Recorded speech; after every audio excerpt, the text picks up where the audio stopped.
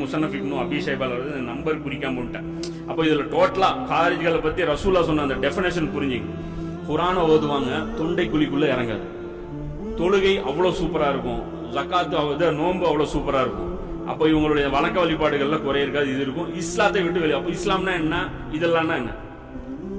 அப்ப இதை தாண்டி இஸ்லாமோ? அப்ப இது கரெக்டா இருக்கா? அப்ப இஸ்லாம்ங்கிறது இஸ்லாத்துல இருக்கணும்னா வேற என்னவும் தேவைப்படுதோ? தொழுகை ஒழுங்கா இருக்குது, அப்படி புரியுதா இல்லையா? கிளியர் கட்டா வெறும் வணக்க வழிபாடுகளை கொண்டது இஸ்லாம் கிடையாதுங்கிறது புரியுதா இல்லையா? இஸ்லாத்துடைய அடிப்படை எதுவும் கிடையாதுன்னு புரியுதா இல்லையா? இஸ்லாத்துடைய அடிப்படையே தொழுகையோ நோம்போ குர்ஆன் ஓதுவதோ அது அழகா ஓதுறதோ இது கிடையாது. குர்ஆனுடைய அசல், இஸ்லாத்துடைய அசலே வேற. என்ன அப்படின்னா அல்லாஹ்வுடைய அடியானை அல்லாஹ்வுடைய அடியானா வச்சிருக்கிறது மனிதர்கள் அல்லாஹ்வுக்கு மட்டுமே அடிபணிவது, அதுதான் இஸ்லாம்.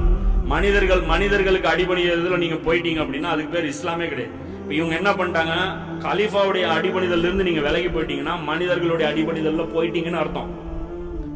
புரியுதா இல்லையா? கிலாஃபத்துக்கு உள்ள இருந்த, குலாஃபத்துங்கிறது ஒரு கொடை, அந்த கொடைக்கு மேல அல்லாஹ்வுடைய கை இருக்கு. அதை நீங்க விலகிட்டீங்கன்னா நீங்க ஜாஹிலியா, நீங்க உங்களுக்கு நாதியற்றவங்க. இன்னைக்கு நம்ம எல்லாம் இண்டிவிஜுவலா தான் பார்க்கப்படுவோம். அது அல்லாஹ் நம்மளை எப்படி கவனிக்க போறான்னு நமக்கு தெரியாது. அதனால நம்ம பயந்து போய் அழுது போய் கலங்கி போய் தான் இருக்கணும். அந்த நெஞ்ச நிமித்திட்டு அந்த தௌஹீது போதையில சுத்தணும்னு வைங்க, நாசமா தான் போகும். இன்னைக்கு நம்மளை விட ஒரு பெரிய குற்றவாளி எவனுமே கிடையாது, தெரியுங்களா? இவர் சொல்றாருல, யாரு? உவைசல் கர்ணி. உலகத்திலேயே உன்னை விட ஒரு பாவி யாரும் இல்லை நீ நினைச்சுக்கோ அப்படிங்கிற. இதுதான் நல்லவங்களுடைய சிந்தனை. அதாவது உனக்கு மேல ஒரு பாவி எவனும் இல்லை நீ நினைச்சுக்கோ.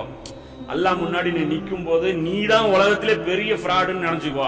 அப்படி நினைச்சுட்டு நீ அல்லாஹ் முன்னாடி நில்லுங்கிற. ஆனா இன்னைக்கு என்ன நினைச்ச, இன்னைக்கு உலகத்திலே நான் தான் நேர்வழி பெற்றவன், எனக்கு மேல யாரும் இல்லை.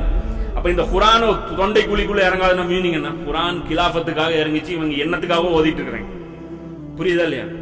குர்ஆன் கிலாஃபத் பேசுது, அல்லாஹ்வுடைய அடியார். நீ சரவண பறந்தவன் மட்டும் கரெக்டா குர்ஆன் ஸ்டடி பண்ணானா அழகா சொல்லுவான் குர்ஆன் என்ன பேசுதுன்னு, வஹி என்ன பேசுது, முஸ்லிம் குர்ஆன்